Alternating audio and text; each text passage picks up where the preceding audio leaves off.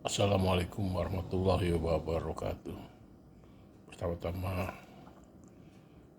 puji dan syukur kehadirat Ilahi serta salam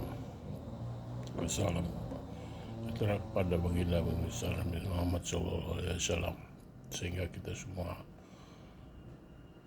diberikan kesehatan, dikuatkan keimanan untuk mencapai cita-cita para pendiri bangsa ini. Adapun hal ini saya sampaikan dalam rangka ingin ikut menyumbangkan pikiran dari pengalaman hidup saya selama saya bekerja sejak periode awal hingga akhir ini, baik di pemerintahan sebagai konsultan, swasta, pemerintah,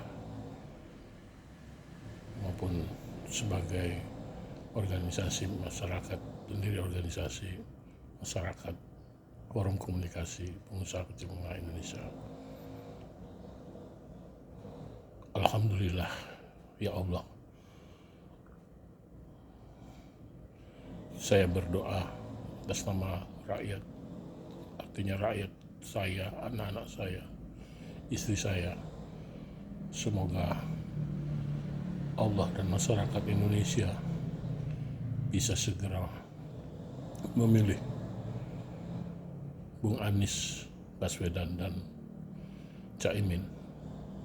Setelah saya mempelajari dan mendengar, terutama terakhir adalah wawancara dengan Mata Najwa. Semoga sumbangan pikiran ini bisa dijadikan masukan atau usulan untuk kabinet yang akan datang. Pertama-tama saya ingin mengatakan bahwa yang dicita-citakan oleh Bung Anies dan Bang Surya Paloh itu adalah cita-cita yang mulia, tapi kita harus realistis, kita harus berpikir keras bahwa hal ini tidaklah mudah. Kenapa tidaklah mudah? Karena sudah mengguritanya oligarki yang dibuat oleh siapa? Yang dibuat oleh periode pemerintahan yang tidak pernah dikendalikan, sehingga 30 tahun mereka sudah berurat berakar mendalam di bumi ini. Jadi periode 5 tahun tidaklah cukup untuk bisa mengembalikan kesejahteraan keseluruhan seperti cita-cita para pendiri. Oleh karenanya, saya berdoa pertama, mudah-mudahan Bung Anies dan Caimin Allah ridhoi menjadi presiden dan wakil presiden Republik Indonesia di 2024. Dan saya juga berdoa semoga ini tidak cukup satu kali, semoga Allah juga perpanjang kalau sekiranya yang disampaikan selama ini benar-benar dilaksanakan di dalam periode tahun pertama, di periode pertamanya. Kita berdoa semoga itu menjadi 2 kali minimal. Bung Anies dan Mas Imin, 30 tahun pemerintahan Pak Harto dengan konsep trickle down effect itu tidak berhasil. Dan sungguh kita sebagai rakyat kecewa, dikiranya kita rakyat ini bodoh. Sehingga saya pun pernah menggugat ke Pak Haris Suhud, kenapa tidak diberhentikan, didiamkan sampai Pak Harto jatuh sendiri. Penjelasan Pak Haris cukup waktu itu. Tahun 81 beliau minta Pak Harto turun, tapi tidak dilaksanakan, minta 1 periode lagi. Jadi melihat kondisi ini, saya berpikir bahwa selama ini negeri kita ini di bidang ekonomi belum merdeka. Makanya kami dulu pas reformasi kami membentuk Ormas FKPKMI di bawah bendera Pak Harisut, naungan Pak Harisut, beberapa profesor termasuk Bungaran Saragi, Profesor Matondang, Profesor Subagio HS, Profesor Masmudi, dan beberapa profesor lagi pendiri Partai Demokrat yang almarhum. Jadi strateginya adalah saya usulkan ada 3 strategi yang harus dimulai di awal pemerintahan ini. Pertama adalah membuat undang-undang yang berdasarkan pasal 33 ayat 1, ayat 2, ayat 3, ayat 4 buang kalau bisa, di mana harus secara tegas bahwa bumi, air, dan segala isinya yang menguasai hajat hidup orang banyak harus dikuasai oleh negara dan dikelola oleh negara. Artinya, ini harus dibuat undang-undangnya secara tegas. Harus negara yang dimana yang sekarang ini terjadi seperti batu bara, minyak, dan sebagainya. Dulu waktu zaman Pak Harto, yang namanya tambang batu bara itu mereka tuh hanya kontraktor, pemilik kuasanya adalah Perum Tambang Batu Bara, Kaltim Primakol, Adaro, dan sebagainya itu adalah kontraktor. Kenapa mereka sekarang punya KP? Ini ada apa? Kenapa mereka memiliki? Ini ada apa?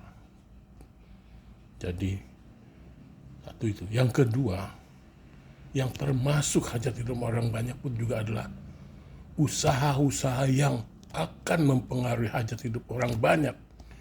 Itu pun harus dikelola oleh negara. Sebagai contoh, perkebunan besar itu harus dikelola oleh negara. Hak-hak mereka itu harus dikembalikan. Hak GU yang mereka miliki harus dikembalikan ke negara. Lalu mereka boleh memiliki sahamnya. Kita atur di dalam persahamannya. Seperti di zaman Belanda dulu, perbankan itu mayoritas pemegang saham yang boleh mengelola bank hanya 5% maksimal sahamnya. Lebih dari itu tidak boleh ikut mengelola. Ini juga demikian. Kembalikan semua itu. Nanti kita jual sahamnya di publik. Artinya negara atau BUMN adalah sebagai pemilik mayoritas. Tapi manajemen dibuat manajemen yang publik, pengelolaannya publik. Yang kedua, yang menyangkut dalam pasal 33 bahwa usaha itu adalah sebagai usaha bersama, cara gotong royong dan sebagainya. Ini harus diatur. Di zaman Belanda, pengusaha pribumi, non-pri, itu tidak boleh berusaha di desa-desa. Mereka boleh hanya di tingkat kecamatan. Artinya, sebagai usaha bersama, artinya kita harus membagi, negara ini harus membagi mana yang merupakan usaha rakyat, mana yang usaha menengah, usaha besar. Ini harus diatur dengan undang-undang. Dengan cara pemaksaan kalau perlu. Yaitu mereka wajib menjual sahamnya kalau sekarang mereka masih memiliki. Sehingga oligarki, apapun enggak, termasuk perbankan, itu juga akan mempengaruhi hajat hidup orang banyak. Diatur persahamannya. Maksimal 5% boleh mereka jadi pengurus.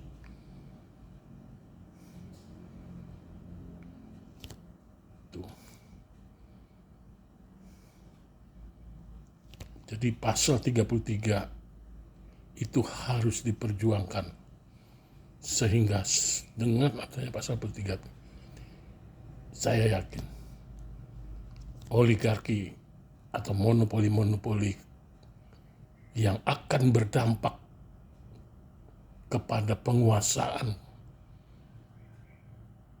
aset yang pada ujungnya akan menguasai kehidupan berbangsa dan bernegara. Ini yang terjadi. Kita harus buat undang-undangnya. Bung Anies dan Bung Cakmin.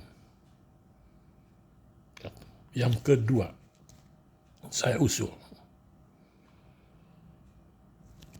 kenapa oligarki yang sebelumnya kita kenal mereka konglomerat, kemudian menjadi oligarki, kemudian menjadi 9 naga.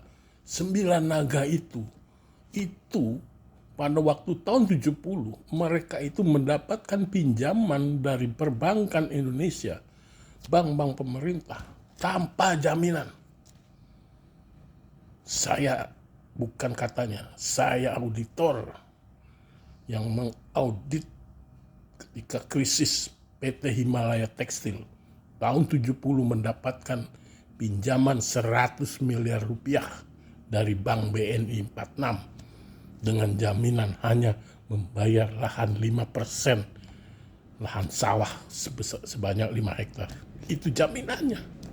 Kemudian apa yang terjadi? Dari 100 miliar dia bangun pabrik, kemudian dia pinjam lagi 200 miliar, 250 miliar untuk isinya. Jaminannya adalah pabrik yang 100 miliar itu. Begitu seterusnya. Dan yang paling gilanya lagi, mereka jual ke Singapura. Di Singapura mereka bikin cabang atau orang mereka sendiri dengan harga yaitu hanya keuntungan 10-20% gross profitnya. Padahal barang tersebut di Singapura dijual dengan harga 10 kali lipat harga jual yang dari Indonesia. Uangnya dikumpul di Singapura. Sehingga terjawablah waktu itu pertanyaan dari Kiai Sampang kepada saya.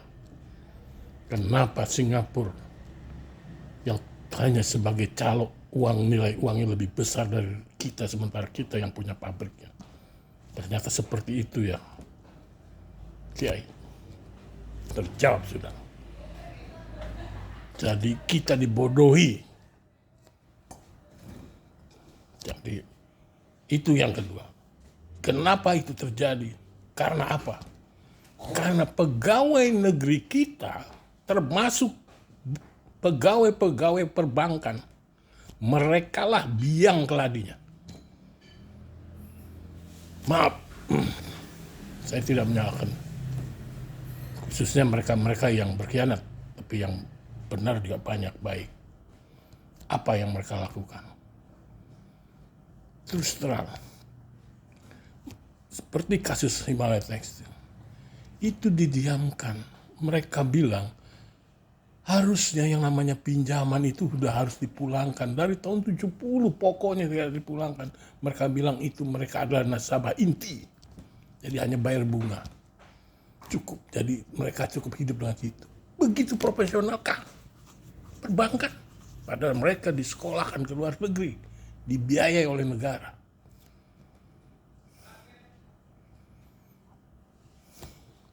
Satu. Yang kedua, makanya harus dibuat undang-undang ASN. yang isinya yaitu apabila ASN